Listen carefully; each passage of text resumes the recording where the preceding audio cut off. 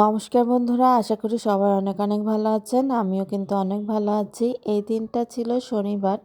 শনিবারের ব্লগটা আপনাদের সাথে শেয়ার করছি। হুট করেই আর কি খুলনায় যাওয়ার একটা প্রোগ্রাম হলো। মেয়ে যাবে তাদের মামা বাড়ি। আর তার এই দুই মামা ছিল স্যাসিয়ান তলায়, সেইখান থেকে দুই মামাকে নিয়ে আমরা খুলনায় যাচ্ছি। মামাদের পেলে আর কি লাগে তার, এই যে খুব আনন্দ হচ্ছে, তার মামা বাড়ি যাচ্ছে।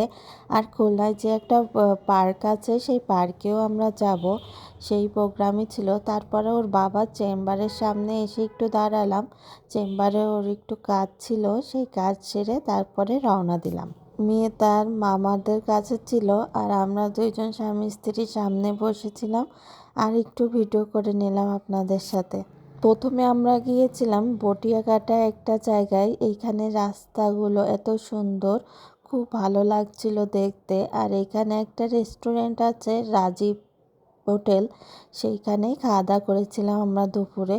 আসলে দুপুরে খাওয়া দাওয়ার তেমন প্রোগ্রাম ছিল না, কিন্তু এইখানে রাজীব হোটেলের খাবার নাকি অনেক ভালো, তাই আমরা খেতে গিয়েছিলাম। এই যে আমরা সব ভাইরা এখানে, বোনকে মিস করছিলাম। বোন হলো ঘুরতে গিয়েছে চিটাগাং, আর আমি এখানে এসেছি। মেয়ের মন খারাপ, তাই মেয়ে আবদারেই আমাদের ঘোরাফেরা।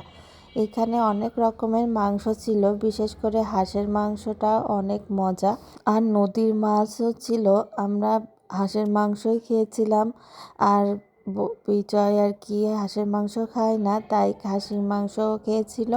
আর আমরাও খাওয়া দাওয়া করে নিয়েছিলাম। গ্রামের হোটেলে খেতে খারাপ লাগে না, ভালোই লাগে, বেশ সুন্দর, পরিষ্কার ছিল হোটেলটা।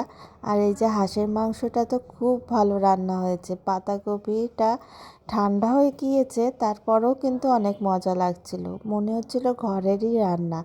খাবার টাবার অনেক মজা ছিল, সবাই মিলে একসাথে খাচ্ছিলাম, খুব ভালো লাগছিল খাওয়া দাওয়া করতে।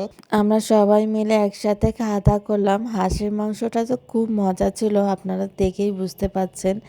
আর এই যে ভাইরা সব খাচ্ছে। মেয়ে প্রথমে বলছে যে খাইয়ে দিতে হবে, কিন্তু আবার ও নিজেই খাচ্ছে। সবার খাওয়া দেখে ও নিজে নিজে হাতে খাচ্ছে। আর এই যে সেই রাজীব হোটেলটা পরিষ্কার ছিল, খাবার টাবারও বেশ ভালো ছিল, খারাপ না।